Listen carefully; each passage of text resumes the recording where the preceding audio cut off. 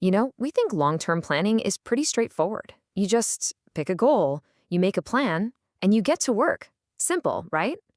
But there's this one giant variable that we almost always forget to factor in: ourselves.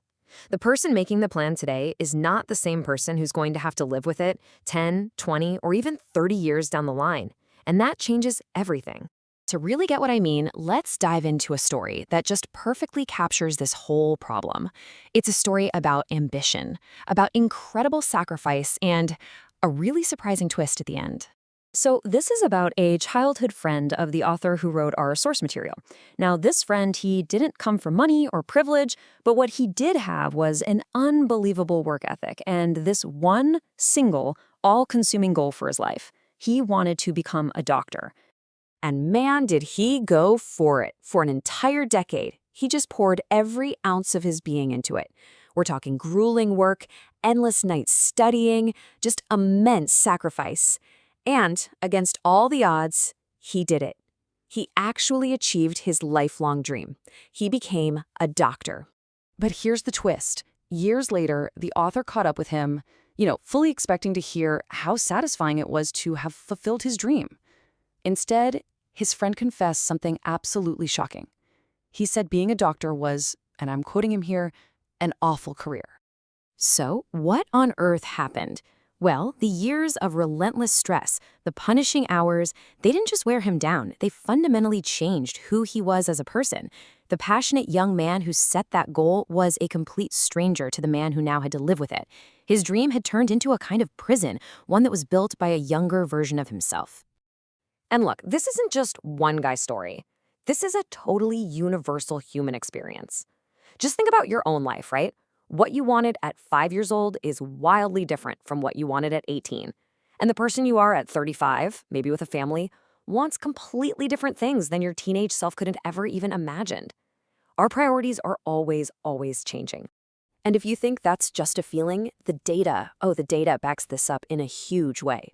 A study found that only 27%, just over a quarter, of college graduates actually end up working in a field that's even related to their major. It turns out we're just terrible at predicting what our future selves will want.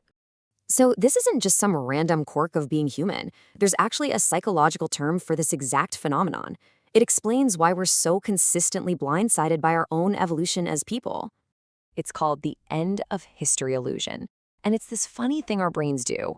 We can look back 10 years and go, wow, I was a completely different person back then. But at the same time, we assume that the person we are right now is pretty much the finished product. We think we've basically arrived at the final version of us. I mean, this slide just lays out the paradox perfectly, doesn't it? We totally get that we've changed a ton in the past, but for some reason, we expect the future to be totally stable. And the research on this is wild. From 18 all the way to 68, people dramatically, consistently underestimate how much they're going to change in the next decade. Harvard psychologist Daniel Gilbert put it so well: this is the end of history illusion in action, right here. The person who was so excited to get that tattoo is a complete stranger to the person who's now paying a lot of money to get it painfully lasered off. Okay, so this creates a really big problem for us, right? If we know for a fact that we're going to change, what does that mean for all the things in life that depend on decades of consistency, like building a career or investing for the future? I mean, think about building wealth or a skill or a business. The real magic happens through compounding. That's where your efforts build on themselves over and over for a really long time. The number one rule is that you can't interrupt it. You have to stick with the plan. And there it is.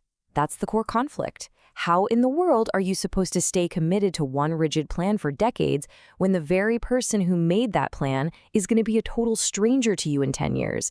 It feels like an impossible puzzle. So the real question is, how do we navigate this?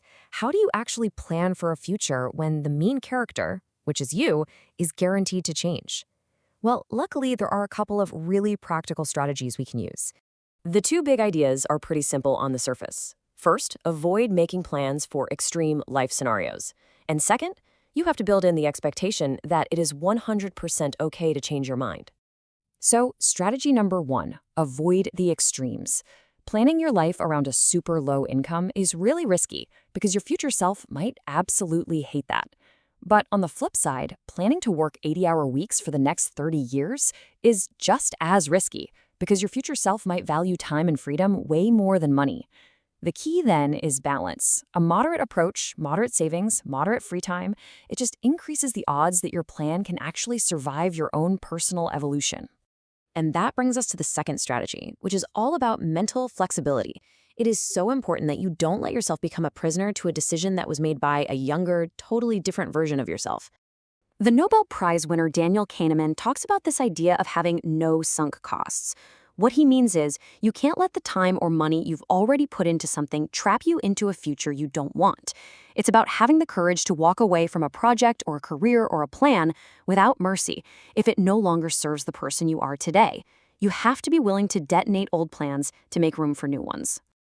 Okay, let's bring this all together. The goal here isn't to perfectly predict who you're going to become, because that's just impossible. No, the real goal is to build a life and a plan that can withstand all that uncertainty. This right here is the biggest takeaway. The power of compounding is absolutely real, but it only works if your plan is durable. And the only way for a plan to last for decades is if it's flexible enough to survive all the different versions of you that have yet to show up. So, I'll leave you with one final question to really think about. When you look at your own long-term goals for your career, your money, your life, is your plan built for the person you are right now, or is it flexible enough for the stranger you haven't even met yet?